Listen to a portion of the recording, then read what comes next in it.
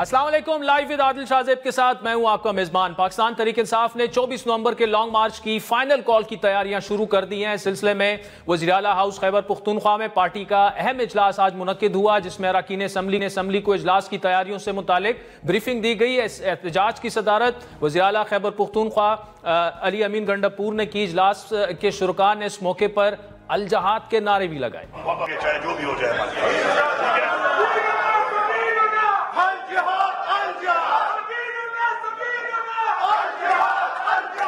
Long मार्च का दिन जूं करीब आता जा रहा है। पीटीआई के अंदरूनी इख्तिलाफात भी खुलकर सामने आ रहे हैं। पिशावर में मुनक्किद इजलास में 10 से ज्यादा अरकान असम्बली ने शिरकत नहीं की। पीटीआई के रहनुमा आतिफ खान और जुनैद अकबर समेत 5 MNAs ने किसी भी इजलास में शिरकत नहीं की। मालाकंड से रुकन सूबाई असम्बली शकील खान समेत मर्दान, स्वात, नौशहरा और सवाबी से ताल्लुक रखने वाले 4 MPAs ने इन इजलासों में शिरकत नहीं की। इसी तरह जिला पिशावर के 4 जो ओहदेदार थे, उन्होंने सूबाई वजीर मीरा खान अफरीदी के रवैये और उनसे इख्तिलाफात की बुनियाद पर ओहदों से इस्तीफा दे दिया। इस्तीफे देने वालों में पिशावर सिटी के सीनियर नायब सदर मलिक असलम, जान खालिद, जनरल सेक्रेटरी तकदीर अली और नायब सदर अब्बास खान शामिल है। और जराए का यह कहना है कि मज़कूरा वजीर के रवैये के खिलाफ मजीद इस्तीफे भी सामने आ सकते हैं। दूसरी जानिब बानी चेयरमैन पीटीआई की अहलिया बुशरा बेगम ने पार्टी टिकट और ओहदा 24 नवंबर के एहतजाज में फ़ाल किरदार अदा करने से मशरूत कर दिया है और एहतजाज के हवाले से हिदायत पर अमल ना करने वालों के खिलाफ सख्त कार्रवाई का इंदिया भी दिया है। आज वो इस इजलास में खुसूसी तौर पर उन्होंने शिरकत भी की। वज़ीर आला के हाउस में जो हुआ वो इजलास, और उन्होंने वहाँ पर खिताब भी किया। इसके अलावा पुख्तूनख्वा के तर्जुमान वज़ीर आला के बैरिस्टर सैफ के मुताबिक अली अमीन गंडापुर की क़यादत में खैबर पुख्तूनख्वा से लॉन्ग मार्च इस्लामाबाद हर सूरत पहुँचेगा। तारीख का तयन हो चुका है। अली अमीन गंडापुर है वो खैबर पुख्तूनख्वा से एहतजाज को लीड करेंगे और इंशाल्लाह आप देखेंगे, पहले भी उन्होंने लीड किया है। डी चौक खान साहब ने पहुंचने का कहा था, वो डी चौक भी गए और अपने साथ कारकुन भी लेके गए।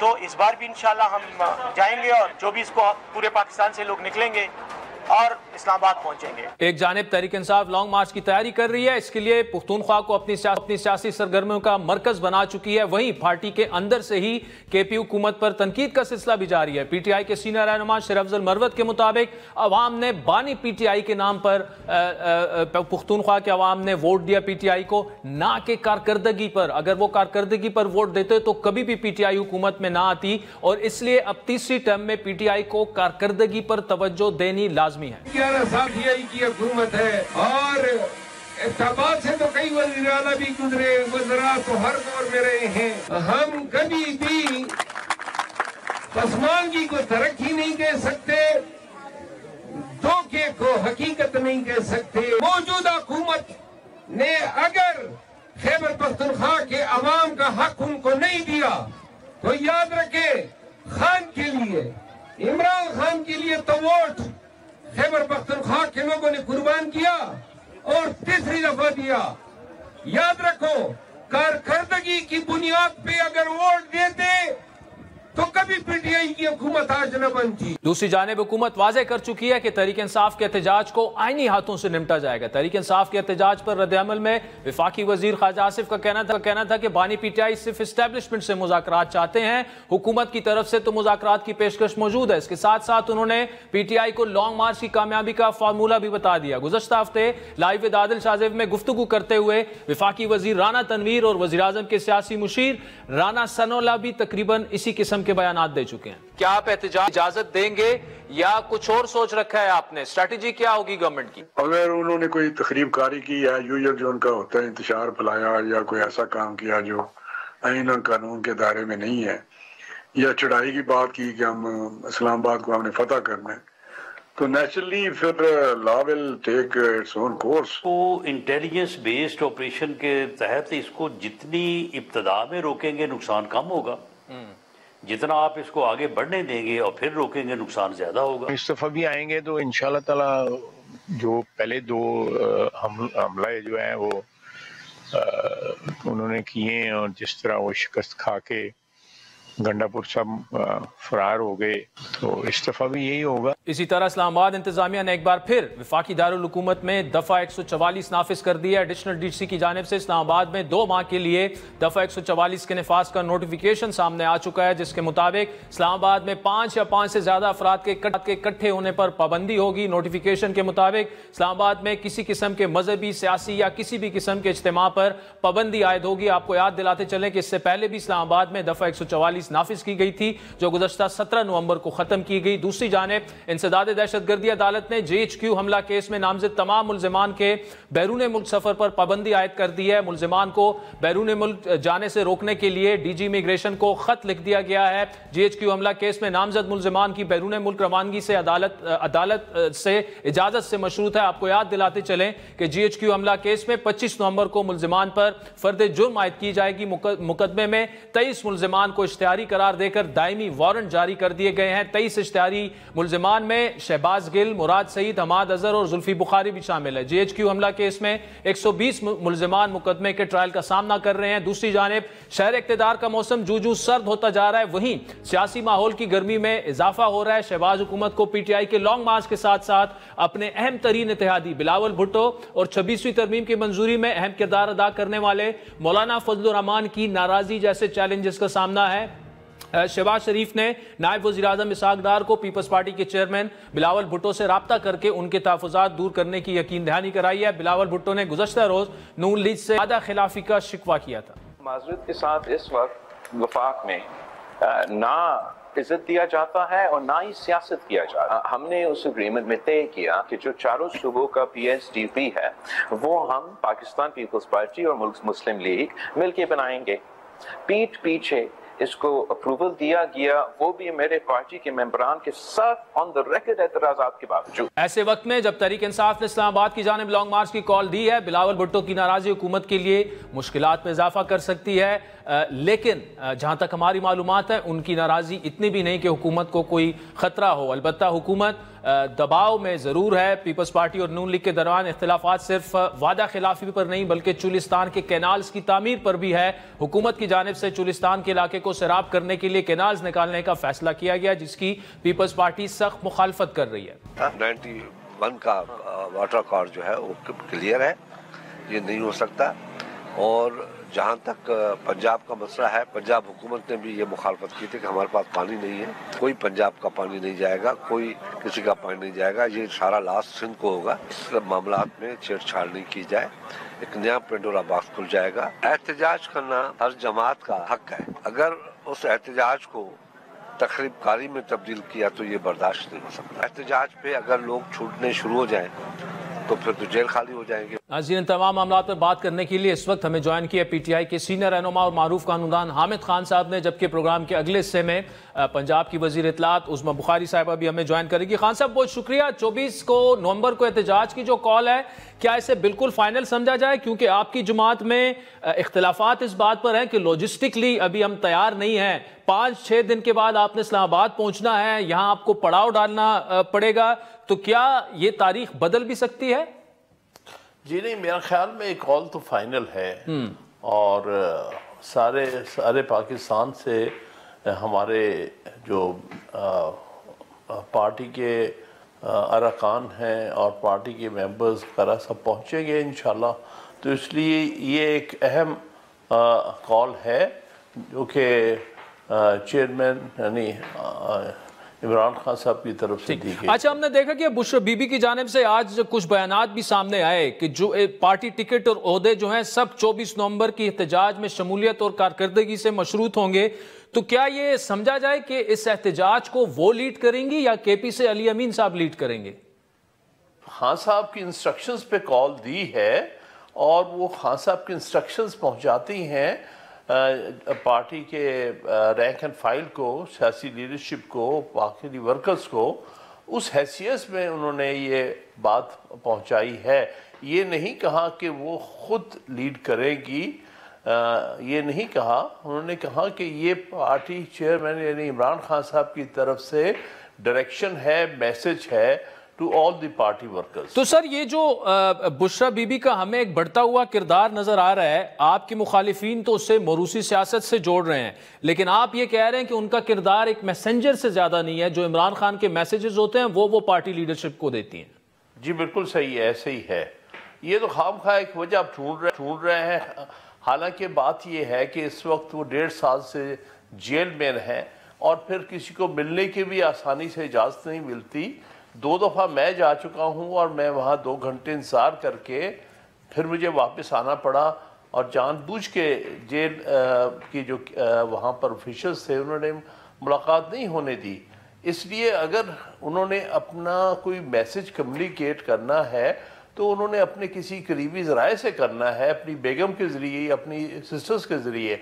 उसका मतलब ये नहीं है कि उन्होंने क़यादत जो है अपने किसी करीबी अजीज को दे दी है, ऐसी कोई बात नहीं। अच्छा, आपका दावा कि अब तब तक हम डी चौक से नहीं उठेंगे जब तक बानी पीटीआई को रिहा नहीं किया जाता। अब इशू ये है कि पिछली दफा भी आप लोग डी चौक पहुंचे, चंद हजार कारकुनान पहुंचे, वहां वजीर आला साहब हैरत अंगेज तौर पर गायब हो जाते हैं। कारकुनान 2-3 हजार मौजूद थे, जिनमें से 900 गिरफ्तार हुए। उन बेचारों के पास फिर जमानत करवाने वाला उनका कोई नहीं था। तो क्या इस बार आप ये इंश्योर करवाएंगे कि कारकुनान के साथ साथ जो लीडरान हैं जो गायब हो जाते हैं वो फ्रंट फुट पर, यहाँ पर फ्रंट लाइन में मौजूद होंगे? जी उम्मीद है इस दफ़ा बेहतर ऑर्गेनाइजेशन ही होगा, मामलात को बेहतर तौर पे ऑर्गेनाइजेशनली हम करेंगे। अच्छा, जो हुकूमत की जानिब से जो स्टेटमेंट्स अभी तक सामने आ रही हैं कि आप लोग जिस तरह ये कफन वाली बातें कर रहे हैं, तो इंटेलिजेंस बेस्ड ऑपरेशन करके इस एहतजाज को पहले ही रोका जाएगा, गिरफ्तारियां भी बड़े पैमाने पर हो सकती हैं, क्योंकि उनके बकौल आपकी इंटेंशन ये है कि आप रियासत से टकराव के लिए आ रहे हैं। अगर ऐसा होता है तो मुतबादिल हिकमत अमली आपकी क्या होगी? देखिए, ये बात तो उनका खौफ बता रहा है, उनकी इनसिक्योरिटी बता रही है जो ऐसी बातें करते हैं। एहतजाज की कॉल दी है जो कि आइन इसकी इजाज़त देता है सियासी जमातों को, सियासी वर्कर्स को, और उनको पहले से रोकना इसका मतलब है कि उनसे उनका आइनी हक छीनने वाली बात है। बहरहाल किसी ने ये नहीं कहा कि इस एहतजाज में कोई तशद्दुद होगा या कोई इस किस्म की कोई कार्रवाई होगी। ये पुरअमन एहतजाज हमेशा पीटीआई पुरअमन एहतजाज करती रही। आपके सामने है कि कभी भी कोई तशद्दुद जो है पीटीआई की तरफ से नहीं हुआ। तो सब ये जो सर पर कफन बांधने की बातें, जनाजे पढ़ाने की बातें, अल जहाद के नारे, इसको फिर क्या समझा जाए? जी जी जी बिल्कुल। हमारा बड़ा मौक़िफ़ हमेशा वाज़ेह रहा है कि हम रूल ऑफ लॉ के पाबंद हैं, हम आइन के पाबंद हैं। हम आइन और कानून के दायरे में रहते हुए अपने सियासी हक इस्तेमाल करें। दूसरा आईनी सवाल, खान साहब, आपकी एक पीटीआई की डिमांड है कि 26वीं आईनी तरमीम को खत्म किया जाए। अब तो वो पार्लियामान से मंजूर हो चुकी है, आईनी बेंच बन चुका है। अब अगर आपकी ये पिटीशन लगेगी तो वो उसी आईनी बेंच के सामने लगेगी जो कि 26वीं आईनी तरमीम के तहत लगी है। तो वो पिटीशन अगर वहां लगे और वो आईनी बेंच जो कि 26वीं आईनी तरमीम के तहत ही बना है, वो जो फैसला करे वो आपको काबिल कबूल होगा? हरगिज नहीं, क्योंकि आईनी बेंच ही हम चैलेंज कर रहे हैं। ये जो कुछ पिटीशन है इसका मतलब ये है कि अगर ये एक्सेप्ट हो जाती है तो इस किस्म का आईनी बेंच कोई नहीं बन सकता। और जिसको तरीक़ाकार से ये आईनी बेंच बनाया गया है, हमारा ये कहना था कि आईनी बेंच बनाए लेकिन चीफ जस्टिस के तहत हो और सीनियर मोस्ट जजेस का, जिस तरह से इंडिया में है और भी ममालिक में है। इस किस्म का आईनी बेंच ये तो बिल्कुल गलत तरीके से बनाया गया है। और ये जो तरमीम की गई है, जिस अंदाज से तरमीम की गई है, किसी भी सिविलाइज कंट्री में इसे एक्सेप्ट किया ही नहीं जा सकता। किसी जमहूरी मुल्क में ये इस किस्म की तरमीम नहीं हो सकती। लोगों को उठा के लाया जाए, लोगों को गायब कर दिया जाए, लोगों को लालच दिया जाए, लोगों को थ्रेटन किया जाए। ये कोई तरमीम तो नहीं थी ना, ये तो एक बुलडोजिंग थी जो इस हुकूमत ने की है, या उसके पीछे जो अनासर थे, इस्टेब्लिशमेंट थी, उन्होंने की है।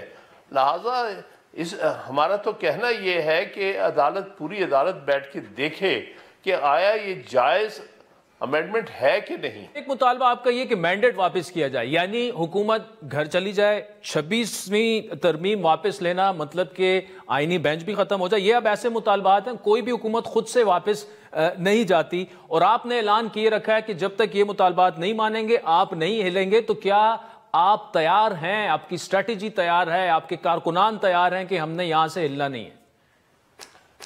देखिए, ये तो कोशिश है हर सूरत। बहरहाल अगर तो एक जमहूरी मुल्क हमारा है और आइन के तहत है, तो ये सारे जायज़ मुतालबात हैं। 26वीं तरमीम का वापस लेने का मतलब ये है कि अदालत सुने जो पटिशन 26 तरमीम की गई हैं, लिहाजा उसमें कोई किसी किस्म तशद्दुद वाली बात नहीं है, कोई गैर जमहूरी कोई गैर आइनी बात नहीं है। इसी तरह कहना मैंडेट वापस किया जाए, इसका मतलब ये नहीं कि फिलफौर कि जो केसेस हैं जिनको हीले बहाने से रोका हुआ है वो सुने जाएं। इसमें सैकड़ों केसेस ऐसे हैं जिसमें फॉर्म 47 पर उन्होंने जीते हुए कैंडिडेट्स को हराया गया है और हारे हुए को जिताया गया है, उनको जल्द से जल्द सुना जाए और ट्राइब्यूनल जो है वो हाई कोर्ट के हाजिर जजेस की बुनियाद पर हों जो डे टू डे हेयरिंग करें। ये मकसद है। तो अब मैंडेट लीगली हमें वापस होगा जब ये कानूनी ज़रिए से ये फैसले होंगे। तो इसका मतलब ये नहीं है कि कोई गैर कानूनी तरीके से मैंडेट वापसी का हम मांग रहे हैं। इसी तरह आपके सामने है 13 जजेस का फैसला है, अभी तक उस पर अमल दरामद नहीं किया गया। तो हमारे मैंडेट को इस तरह भी रोका हुआ है, चुराया हुआ है। हमारी ख़वातीन, हमारी माइनॉरिटी की सीट्स जो है नेशनल असेंबली में, सूबाई असेंबलियों में हमसे अभी तक छीनी गई हैं, रोकी गई हैं, और उनको ये हुकूमत डिस्पाइट सुप्रीम कोर्ट की फुल कोर्ट के फैसले पर फिर भी उस पर अमल दरामद नहीं कर रही। और ये इलेक्शन कमीशन जो है वाज़ेह तौर पर तौहीन अदालत कर रहा है, लेकिन इसको अजीब किस्म की प्रोटेक्शन दी गई है कि ये आइन से बालातर है कि सुप्रीम कोर्ट के फैसलों पर अमल दरामद ना करें। तो ये सारी बातें जो हम कह रहे हैं उसमें कोई चीज़ भी आइन से बालातर बात नहीं है। हम कहते हैं आइन के अंदर रहते हुए, और ये हमारा जब हम मैंडेट वापस की बात कहते हैं, हम कहते हैं फिलफौर वो सीटें जो सुप्रीम कोर्ट ने हमें दी हैं अपने फैसले में, उन्हें फिलफौर जो है उनको नोटिफाई किया जाए और हमारे रिजर्व सीट्स जो है उनको मौका दिया जाए कि वो असेंबलियों में शामिल हो जाए। आखिर में हमने देखा अमेरिकी सेनेटर्स ने एक बार फिर इमरान खान की राय के लिए खत लिखा है, इससे पहले भी एक खत लिखा जा चुका है। डोनाल्ड ट्रंप वहां पर अब सदर बन चुके हैं और आपकी जुमात के काफी सारे लोग ये उम्मीद बांधे हुए हैं कि जो है वो ट्वीट करेंगे या पाकिस्तान पर दबाव डालेंगे इमरान खान की रिहाई के लिए। क्या आप इसको पाकिस्तान के अंदरूनी मामलात में मुदाखलत समझते हैं? मैं नहीं समझता कि डोनाल्ड ट्रंप का कोई रोल होगा। ये चंद लोग, उनको पूरी तरह एहसास नहीं किस तरह से इंटरनेशनल रिलेशंस होते हैं, तो इस किस्म की बात कर देते हैं। ये पार्टी का मौक़िफ़ नहीं है कि डोनाल्ड ट्रंप जो है वो हमारे मामलात में मुदाखलत करके इमरान खान साहब को कोई फेवर करेंगे। हाँ, इंसानी हकूक़ की खिलाफ वर्जी हो, वहाँ कोई मुल्क और किसी मुल्क का भी कोई ऑफिशियल या नुमाइंदा जो है वो कह सकता है कि भाई इंसानी हकूक़ की पाबंदी करो। जैसे हम कहते हैं कि जो कुछ पैलेस्टाइन में हो रहा है ये एक बहुत बड़ा जुर्म कमिट किया जा रहा है, एक मुल्क कर रहा है दूसरे लोगों के ख़िलाफ़, तो इसमें कोई मुदाखलत वाली बात तो कोई नहीं है। ये तो एक राय है जो कि दुनिया में सेटल्ड जो राइट्स है, ह्यूमन राइट्स, उसके तहत दी जा रही है। और हर मुल्क को राइट है कि दूसरे मुल्क में जहाँ ह्यूमन राइट्स की जो है वायलेशन हो उसके बारे में कहे कि भाई मत करो, ये नामुनासिब है, ये सारे बैनुल-अक़वामी कानून के भी ख़िलाफ़ है। तो इस हद तक तो वो कह सकते हैं, इसमें कोई मुदाखलत वाली बात नहीं है। हामिद खान साहब हमारे साथ मौजूद थे, बहुत शुक्रिया। नाज़रीन, आपको पिशावर लिए चलते हैं। डॉन न्यूज़ के कॉरेस्पॉन्डेंट आरिफ हयात हमारे साथ मौजूद है। आज बड़ा अहम इजलास हुआ आरिफ वहाँ पर, और वहाँ पर इमरान खान साहब की बेगम साहिबा ने भी खिताब किया और कुछ इख्तिलाफात की खबरें भी आ रही हैं। क्या इतलात हैं पिशावर से लॉन्ग मार्च की तैयारियों के हवाले से? पाकिस्तान तहरीक इंसाफ ने 24 नवंबर की कॉल दी है और उसके तैयारियां ज़ोर शोर से जारी हैं। वज़ीर-ए-आला हाउस जो है तो वो इन तैयारियों का मरकज़ बना हुआ है, लेकिन इस दौरान पाकिस्तान तहरीक इंसाफ को अंदरूनी इख्तिलाफात का भी सामना करना पड़ रहा है। गुज़श्ता रोज़ अचानक पेशावर जो अहम ज़िला है पाकिस्तान तहरीक इंसाफ के इस एहतजाज के लिए। यहाँ से काफ़ी लोग जाएंगे। पूरे ज़िले में तहरीक इंसाफ के ही उम्मीदवार कामयाब हुए हैं। उनके सिटी तंजीम के 4 अहदेदार, जनरल सेक्रेटरी, 2 सीनियर नायब सदर और 1 नायब सदर जो है तो वो अचानक मुस्तफ़ी हो गए। उनका इस्तीफ़ा उसी वक्त कबूल किया गया और उसके बाद 4 जो नए अहदेदार हैं तो उनको भी उसी वक्त उनकी तकर्री का एलामिया जारी कर दिया गया। ये लॉबीज़ बन गई हैं पेशावर के रहनुमाओं में जो इन्हीं अहदों पर अपने लोगों को बिठाना चाहते हैं। लेकिन जो मुशावरती इजलासें जारी हैं तो उसमें हम देख रहे हैं कि अहम रहनुमा एमएनए आतिफ खान, एमएनए जुनैद अकबर और एमपीए शकील खान और इस तरह सवात के अलावा सवाबी, नौशहरा, मर्दान और पेशावर के कुछ एमपीएज़ हैं तो उन्होंने भी इन इजलासों में शिरकत नहीं की है। इसी हवाले से बानी पीटीआई की अहलिया बुशरा बीबी ने भी सख्त वार्निंग दी हुई है इन तमाम अरकान को भी और साथ में वज़ीर आला को भी। उनके अल्फाज ये थे कि जितने भी इख्तिलाफ़ात उनको ख़त्म किए जाएँ, क्योंकि इससे पहले महमूद खान वज़ीर आला थे, उससे पहले परवेज़ खटक वज़ीर आला थे और ये ओहदे और ये कुर्सियाँ ये आनी जानी चीज़ हैं। अगर किसी की भी वजह से 24 नवंबर के इस कॉल को नुकसान पहुंचा तो उसके खिलाफ सख्त कार्रवाई की जाएगी। ठीक है, चले आरिफ हयात, बहुत शुक्रिया आपसे हमें तफसीलात दे रहे थे। नाज़रीन, ब्रेक के बाद पंजाब की वज़ीर इत्तलात उज़्मा बुखारी हमें ज्वाइन करेंगी। उनसे पूछेंगे कि अगर पीटीआई का एहतजाज होगा तो पंजाब से भी ऑब्वियसली होगा, पंजाब गवर्नमेंट की इस पर क्या स्ट्रैटेजी होगी। और पीपल्स पार्टी से जो इख्तिलाफात हैं, बिलावल भुट्टो साहब ने जो कल स्टेटमेंट दी है कि हुकूमत ना इज्जत देना जानती है ना ही सियासत वो कर रही है इस वक्त, तो तफसीली गुफ्तगू करेंगे एक ब्रेक के बाद। वेलकम बैक नाज़रीन। ब्रेक से पहले हामिद खान साहब की तफसीली गुफ्तगू आपने सुनी। 2 चीज़ें बड़ी क्लियर थी। वो कह रहे थे कि 24 नवंबर की कॉल जो है वो बिल्कुल फाइनल है, बुशरा बीबी उसे लीड नहीं करेंगी, वो पॉलिटिकल मामलात में मुदाखलत नहीं करेंगी और हम जो है तब तक नहीं उठेंगे जब तक कि हमारे जो भी उनके 3-4 मुतालबात हैं वो पूरे नहीं होंगे। लेकिन दूसरी जानिब गवर्नमेंट की स्ट्रैटेजी बड़ी क्लियर है। राना सनाउल्लाह हो, राना तनवीर साहब हो, ख्वाजा आसिफ साहब हो, हमारे शोज़ में ये बात कर चुके हैं कि हम किसी सूरत अगर उनका तशद्दुद वो करना चाहते हैं तो उन्हें घरों से निकलने ही नहीं दिया जाएगा। बल्कि राना साहब तो यहाँ तक कह चुके हैं कि इंटेलिजेंस बेस्ड ऑपरेशन भी किया जा सकता है एहतजाज से 2-3 दिन पहले। पंजाब गवर्नमेंट की क्या स्ट्रैटेजी होगी, क्योंकि एहतजाज पूरे मुल्क में होना है। पंजाब में पीटीआई ने काफ़ी ठीक ठाक सीटें ली थी इस दफ़ा, लाहौर हो, फैसलाबाद हो, वहाँ से भी एहतजाजी जुलूस जो हैं इस्लामाबाद की जानिब गामजन होंगे। नून लीग की रहनुमा और पंजाब की वज़ीर इत्तलात उज़्मा बुखारी हमारे साथ मौजूद है। उज़्मा बुखारी साहबा, एक तो क्या स्ट्रेटजी होगी, 5 दिन रह गए हैं, क्या क्रैकडाउन होगा, क्या इनको आने दिया जाएगा, क्या रुकावटें डाली जाएंगी या पुरअमन एहतजाज जो है जो कि पीटीआई का हक भी है वो उन्हें करने दिया जाएगा? बहुत शुक्रिया आदिल। काश पीटीआई को पुरअमन एहतजाज करने की आदत होती, काश पीटीआई जो है वो एक पॉलिटिकल जमात होती और काश पीटीआई को एहतजाज करने का मतलब पता होता।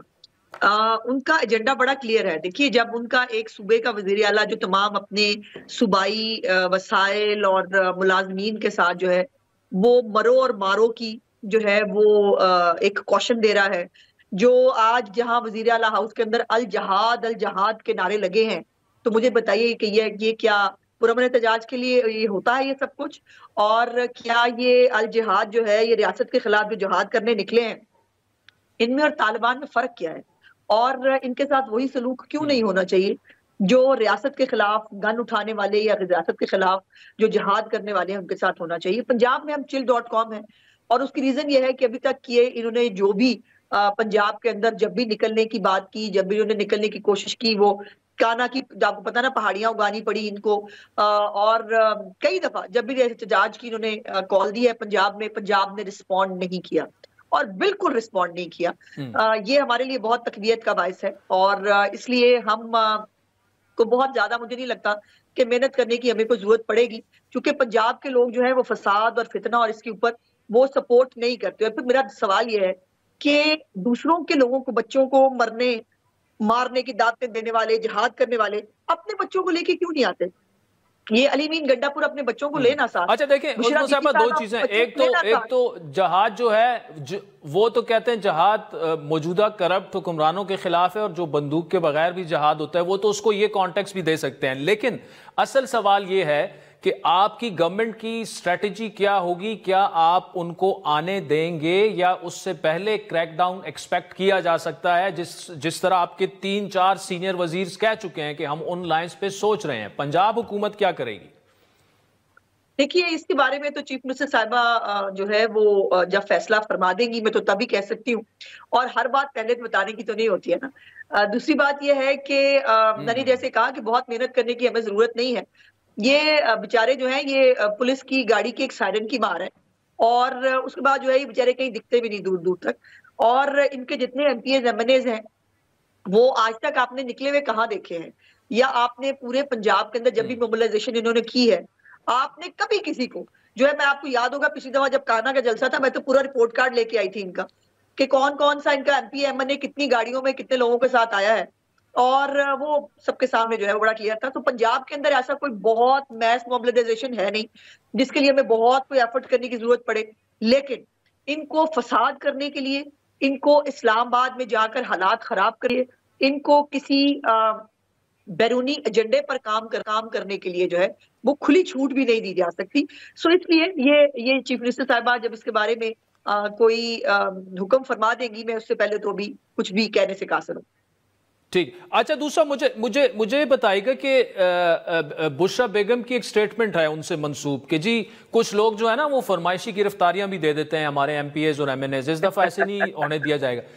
पंजाब हुकूमत के पास कुछ ऐसी फरमाइशें हैं? आप लोग तो सारे आपस में बैठे रहते हैं कि जी जरा हमें आप उठा लें कि इससे जान बच जाए।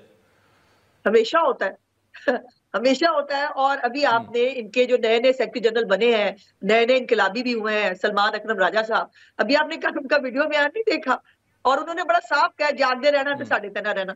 तो यही आलम है इनका सबका। और ये फरमाइशी गिरफ्तारियां करना और एक दो बंदे के साथ चौक में निकलना और चुप करके अच्छे बच्चों की तरह गाड़ी के अंदर जाके बैठ जाना, ये वीडियो सबके सामने है, किसने नहीं देखी। अच्छा, दूसरा मुझे बताइएगा ये जो बिलावल साहब की नाराजगी है, एक तो वो जो जुडिशल कमीशन बना था उसमें वो 2 मेंबरान मांग रहे थे, फिर नहीं दिए, फिर कुछ सिंध के कुछ मामलात हैं वो तो बड़ी सख्त स्टेटमेंट्स दे रहे हैं कि जी विफाक में ना वो इज्जत देना जानते हैं और ना वो वहां पे सियासत की जा रही है। तो ये मामलात जो हैं अगर सीरियस तरफ चले गए और पीपल्स पार्टी अगर सपोर्ट विड्रॉ कर देती है तो फिर तो आप विफाक में गवर्नमेंट करने की पोजीशन में रहते ही नहीं है।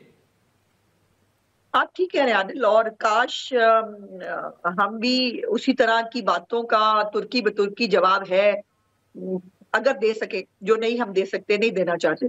बिलावल साहब हमेशा ऐसे ही करते हैं, उनका वो है, वो याद है आपको जब वो वजीर खारजा थे वो तो तब भी वजीर आजम के ऊपर जो है वो चढ़ दौड़े थे एक जलसे के अंदर, और उसके बाद जो है वो उनकी मुलाकात हुई थी, सिंध के कुछ फंड्स जो हैं वो मिल गए थे और उसके बाद सब हंसी खुशी रहने लग गए थे। तो अभी मेरा ख्याल है कि डार साहब के जिम्मे लगाया है प्राइम मिनिस्टर साहब ने, और शहबाज शरीफ साहब जैसे प्राइम मिनिस्टर जो सबको जो है वो साथ लेकर चलना जानते हैं। ये बहुत मुश्किल होता है ये जो है ना वो तनी हुई रस्सी पे चलना है जिस तरह की हुकूमत वो कर रहे हैं, लेकिन उसके बावजूद ये तमाम ताने, ये जो चीजें ये सुनने के बावजूद भी उनका ज़र्फ बड़ा है। वो हमेशा जो है वो अभी भी उन्होंने कहा है कि बिलावल साहब से बात होनी चाहिए, उनसे बात करेंगे और उनके तमाम तहफ़्फ़ुज़ात को दूर करेंगे। तो ये मैं इस पे इतना ही कह सकती हूँ, अभी इससे ज्यादा मैं इसके ऊपर कहना नहीं चाहती। ठीक। अच्छा, आखिर में बताएगा ये जो इस पर काफी तनकीद भी हो रही है, वीपीएन पर जो पाबंदी लगने जा रही है कि जी फाश मवाद लोग देखते हैं। अब जो देखिए हम और आप भी जो ट्विटर इस्तेमाल कर रहे हैं, हम भी वीपीएन ऑफ कोर्स वो रजिस्टर्ड और वो वीपीएन होते हैं, तो हम अगर इस्तेमाल करें तो वो ठीक है, लेकिन जो बेचारे जिनका रोजगार ही इंटरनेट से वाबस्ता है तो ये वीपीएन एक ही दम क्या मतलब मुल्क की सिक्योरिटी के लिए खतरा बन गया? नहीं आदिल, बहुत सारी चीजें हैं। देखो इसमें एक तो क्या ये बात दुरुस्त नहीं है कि अनफॉर्चुनेटली पाकिस्तान उन चंद ममालिक में है जहां पर सबसे ज्यादा जो गलत वेबसाइट्स और गलत साइट्स जो हैं वो उनका इस्तेमाल किया जाता है। ये एक स्टडी मौजूद है, इसके फैक्ट्स एंड फिगर्स मौजूद हैं। और क्या हर मुल्क के अंदर जो है वो हर एक कोई साइट्स हैं, कोई आपकी मीडियम्स हैं, कोई सोशल मीडिया की इक्विपमेंट्स हैं, ये तमाम चीजों को यूज करने का एक तरीकाकार होता है, रूल्स रेगुलेशंस होते हैं, उसके मुताबिक चलना पड़ता है। ये तो कोई बात नहीं है ना कि पाकिस्तान जो है उसमें कोई किसी को पूछने के लिए करने के लिए तैयार नहीं है MOU ना ट्विटर के साथ है आपका, ना फेसबुक आपको जो है वो पूछने के लिए, आपको जवाब देने के लिए तैयार है, टिकटॉक वाले वैसे आपको कुछ नहीं समझते। तो इस तरह तो अब देखिए हमारे मुल्क से वो रेवेन्यू इकट्ठा करते हैं, हमारे मुल्क में वो ऑपरेट कर रहे हैं, लेकिन हमारे मुल्क के कानून के नीचे वो क्यों नहीं आएंगे?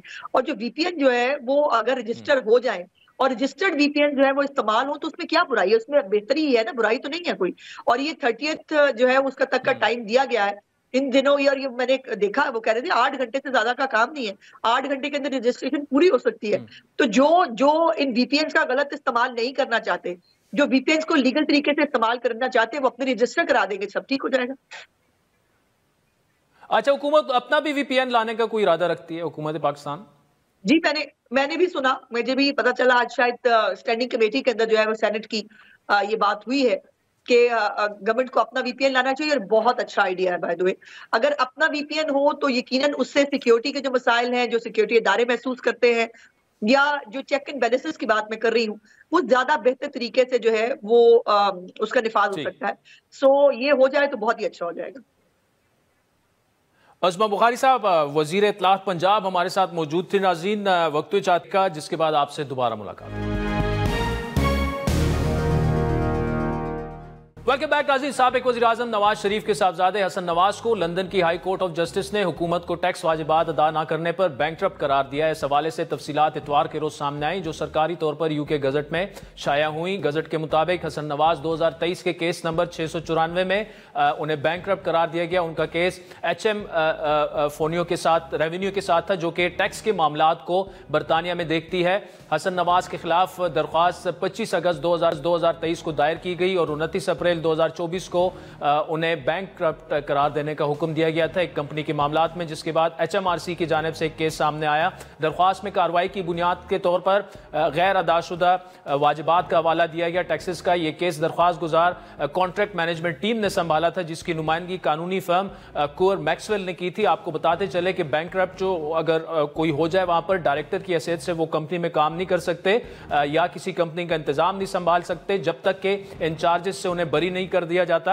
हसन नवाज के नाम पर मजमूई तौर पर 7 कंपनियां रजिस्टर्ड थी, उनमें से 2 तहलील हो चुकी हैं, लेकिन अब भी वो 5 कंपनियों के डायरेक्टर्स हैं। इन तमाम मामलात पर बात करने के लिए हमें लंदन से ज्वाइन किया है सीनियर जनाब अजहर जावेद साहब ने। अजहर जावेद साहब, ये क्या मामला है और बैंकरप्ट होना या दिवालिया होना, इसका क्या इम्पैक्ट होता है, ये क्या प्रोसेस है?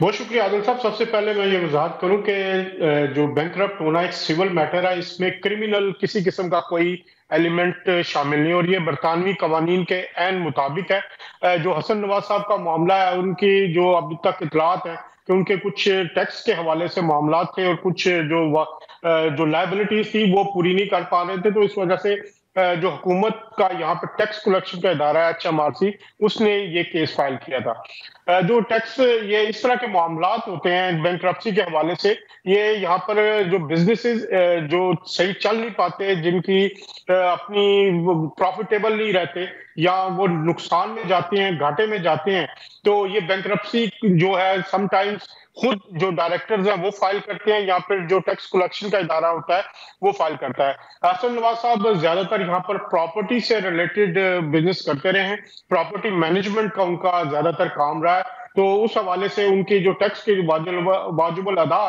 चीजें हैं, उस हवाले से ये केस जो है वो हुआ। लेकिन एक बात इसमें बड़ी अहम है कि अभी तक हसन नवाज साहब की तरफ से किसी किस्म की कोई क्लैरिफिकेशन या इस केस के हवाले से मजीद नहीं बताया गया। जो इस तरह के मामला होते हैं उसमें सबसे पहले जब बैंकरप्सी के लिए फाइल होता है तो कंपनी के जो एसेट्स हैं उनको सरकारी तहवील में ले लिया जाता है, एक जो एडमिनिस्ट्रेटर मुकर्रर किया जाता है उस हवाले से, फिर उसके बाद वो एडमिनिस्ट्रेटर ये तयन करता है कि इसके पास कितने असासे हैं और उसमें जो वाजिबुल अदा रकम है उसमें कितनी अदा की जा सकती है और उसमें कितना शॉर्टफॉल है। फिर जितने वो असासे कब्जे में लिए जाते हैं, वो नीलाम किए जाते हैं, वो रकम पूरी की जाती है। तो इस तरह के जो मामलात हैं, जो बैंकरप्ट होता है वो शख्स 6 साल तक किसी भी किस्म के कंपनी के डायरेक्टरशिप के हवाले से जो है वो अहल नहीं होता। लेकिन क्योंकि अभी तक जो हसन नवाज साहब के रिकॉर्ड में आ रहा है वो मजीद कंपनीज के डायरेक्टर्स हैं, तो ये बैंकरप्सी किसी भी वक्त हट भी सकती है। हसन नवाज साहब जो वाजिब अदा रकम है वो दे के तो वो बैंकरप्सी को मैं अजहर साहब उसी तरफ आ रहा हूं कि अगर तो वो HMRC के साथ ये मामला अगर उनका सेटलमेंट की तरफ जाता है या वो अपील में चले जाते हैं और उनके हक में फैसला आ जाता है, वो तो एक अलग बहस होगी। लेकिन जो भी सेटलमेंट है अगर वो कर देते हैं तो वो उनकी बैंकरप्सी खत्म हो जाएगी। फिर देखिए जी, मेरी जो इतलात है वो इस हवाले से हसन नवाज साहब अपील में ऑलरेडी चले गए हुए हैं और उनकी जो अपील है वो इस वक्त मुख्तलिफ जो पहलू जो इस वक्त इदारे उनके पास है, तो वो एक इस तरह की एक रूटीन प्रैक्टिस है बहुत सारे बिजनेस में। आपने देखा होगा कि कोविड और दीगर मामला की वजह से यहाँ पर भी कारोबारी मंदी का रुझान और बहुत सारे इदारों ने यहाँ पर बैंकरप्सी के लिए फाइल किया। तो ये एक नॉर्मल प्रैक्टिस है और इसका लॉन्ग टर्म इफेक्ट किसी किस्म के क्रिमिनल कन्वेक्शन पे नहीं होता और वो किसी भी वक्त अपने मामला को तय करके वापस अपनी जो डायरेक्टरशिप है वो बहाल कर सकते हैं और बैंकरप्सी भी है वो खत्म हो सकती है। लेकिन इसमें सबसे अहम चीज है कि हसन नवाज साहब का क्या मौक़िफ़ है और जब तक उनका मौक़िफ़ नहीं आता हम बहुत ज्यादा कोई इस केस के हवाले से इस तरह नहीं श्योर हो सकते कि इस केस में अब तक है क्या है। अब तक हमें ये भी पूरी मालूमात नहीं है कि वो केस में कितने टैक्स वाजिब अदा थे और किस तरह और किस बेसिस पे उन्होंने बैंकरप्सी फाइल की है। चले, अजहर जावेद साहब यूके से हमारे साथ मौजूद थे। नाज़रीन, वक्त ब्रेक का, जिसके बाद पाकिस्तान जो है वो तीसरा T20 भी ऑस्ट्रेलिया से हार चुका है। ऑस्ट्रेलिया 3-0 से सीरीज जीत चुका है। ब्रेक के बाद साबिक टेस्ट क्रिकेटर तौसीफ अहमद साहब हमारे साथ होंगे, उनसे पूछेंगे कि ये क्या मामला है। वेलकम बैक नाज़रीन, तीसरे और आखिरी T20 मैच में भी ऑस्ट्रेलिया ने पाकिस्तान को आउट क्लास करते हुए सीरीज में व्हाइट वॉश कर लिया। पाकिस्तान की जानिब से 118 रन का जो हदफ था 3 विकेटों के नुकसान पर ऑस्ट्रेलिया ने पूरा कर लिया। क्रिकेट टीम पूरी सीरीज में 20 ओवर्स भी पूरे ना खेल सकी। सीरीज का पहला मैच 7 ओवर्स तक महदूद था, उसमें क्रिकेट टीम के 9 खिलाड़ी आउट हो चुके थे। इसके अलावा ICC चैंपियंस ट्रॉफी के शेड्यूल का ऐलान भी ताहाल नहीं हो सका है। हमारे साथ मौजूद हैं साबिक मायनाज टेस्ट क्रिकेटर तौसीफ अहमद साहब। तौसीफ साहब, thank you so much for joining us.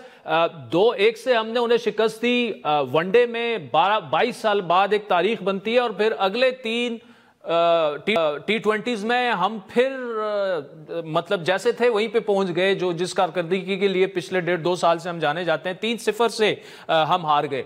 तो सर, क्या वजह आपको क्या नजर आई कि इतनी जबरदस्त कारकर्दगी के बाद जो है फिर इतनी मायूस कुन कारकर्दगी? देखिए, पहली बात तो जो वनडे हम खेले उसमें हमारे पास कुछ ऐसे प्लेयर भी थे जो 50 ओवर्स के भी थे, 20 के भी थे। जैसे साइम अयूब की बात करता हूँ, तो हमने जो है बिल्कुल नई साइड उसमें डाल दी है। जो नजर आ रहा है मुझे कि बिल्कुल 14-15 लड़के जो हैं उसमें से 7-8 लड़के ऐसे हैं जो अभी स्टार्ट है। तो ठीक है, नए खिलाना अपनी जगह ठीक है, मगर वो 11 की टीम में जब आप 3-3, 4-4 ओपनर खिला लेंगे तो बहुत मुश्किल आपके नहीं होगी। और यही वजह बनी है आपके जो है शिकस्त की। और देखिए, हमारे पास पावर हिटर कोई भी नहीं है, इनमें तो कोई भी हमारा पावर हिटर नहीं है। स्टोनिस जिस तरह उनके प्लेयर हैं उस तरह का कोई भी हमारे पास नहीं है। और फिर ये कि आप ऊपर नीचे सारा कर रहे हैं, फिर बाबर को आप लेके आ गए हैं, पता नहीं रन्स कराना चाह रहे हैं आप या क्या प्रॉब्लम है मुझे।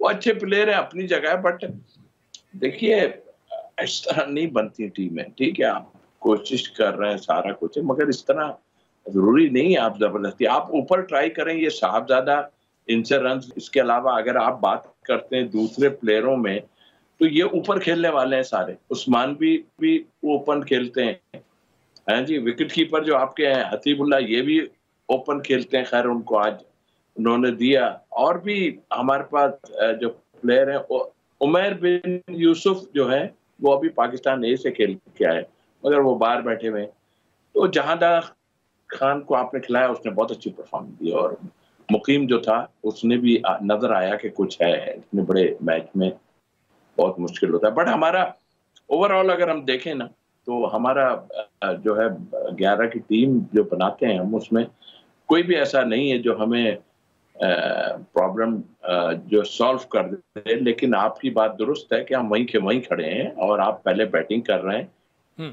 और फिर आप क्या कर रहे हैं उसके बाद? आप 58 रन बनाते हैं पहले 6 ओवर और इसमें तौसीफ साहब आपकी बात बिल्कुल मैं एग्री हूं कि T20 में तो पावर हिटिंग जो है वो और आपके पास पावर हिटर्स की कमी है, 7-4 आप ओपनर्स खिला रहे हैं। असर दूसरा मुझे बताइएगा, चैंपियंस ट्रॉफी वाला जो मामला है, 2 दिन है आईसीसी के पास, अभी तक स्केड्यूल का ऐलान नहीं कर पाए, तो उनका वैसे भी टिल्ट जनरली उसी तरफ होता है, मफादात है वहां पर। आईपीएल बहुत बड़ा टूर्नामेंट है, इस वक्त आईसीसी के जो प्रेसिडेंट हैं वो भी वहीं से बिलोंग करता है। पाकिस्तान को क्या करना चाहिए अगर अगले 2 दिनों में भी शेड्यूल का ऐलान नहीं हो पाया तो?